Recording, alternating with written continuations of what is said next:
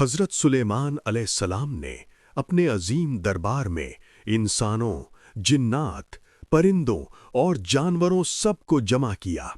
پھر حضرت سلیمان علیہ السلام نے فرمایا، تم میں سے کون ہے جو شہزادی بلقیس کے آنے سے پہلے اس کا سونے کا تخت میرے پاس لا سکتا ہے؟ یہ سن کر ایک علم والا شخص آگے بڑھا اور اس نے کہا، اے اللہ کے نبی، میں پلک جھپکتے ہی وہ تخت آپ کے پاس لا سکتا ہوں۔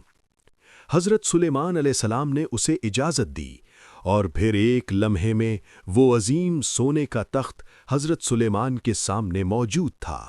کچھ وقت بعد شہزادی بلقیس اپنے لشکر کے ساتھ حضرت سلیمان علیہ السلام سے ملنے کے لیے روانہ ہوئیں۔ جب وہ محل کے قریب پہنچیں تو وہ حیران رہ گئیں۔ سمندر کے اوپر حضرت سلیمان کا شاندار محل بنا ہوا تھا۔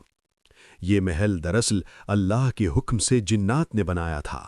شہزادی بلقیس یہ سب دیکھ کر بہت حیران ہو گئیں۔